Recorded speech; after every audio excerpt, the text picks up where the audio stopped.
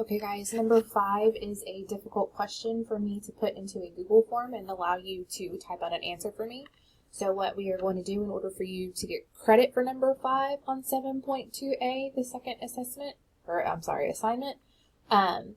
we are going to go over the question and then you will say, yes, I watched your video and I understand my work. So here we go. It says, given the set of numbers below, and then it gives us a set of numbers.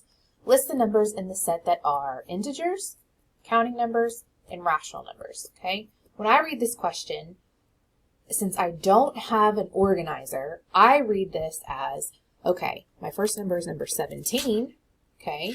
17 could be an integer, could be a counting number, and it could be a rational number because it would belong in my integer, it would belong in my counting number, which makes it a whole number and an integer and a rational number, okay?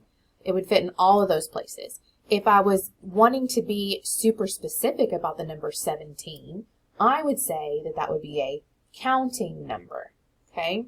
But I am listing all of the sets that that number could be in, okay? So we have 1/2.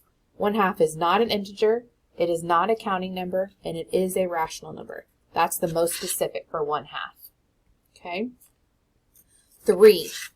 3, if we were putting this in an organizer, would be a counting number, which would make it a whole number, an integer, and a rational number. Okay. So it's going to be an integer, it's going to be a counting number, and it's going to be a rational number. Okay.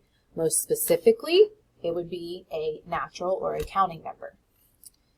0, most specifically, would be a whole number. Okay, it also would be an integer and a rational number. 16 divided by 8 is equal to 2. Okay, that would be a counting number, but that would make it an integer and also a rational number.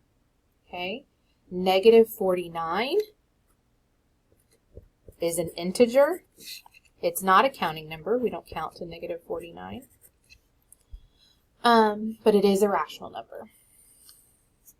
Negative 8 and 23/100 is a rational number.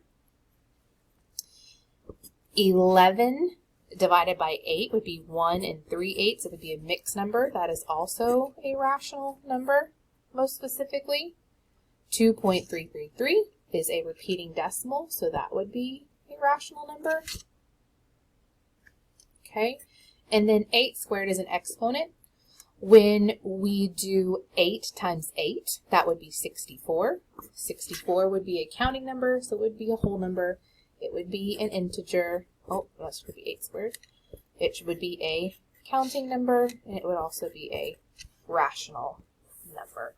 Since this question didn't ask me about the most specific part of it, that's why I went ahead and listed them in all the places.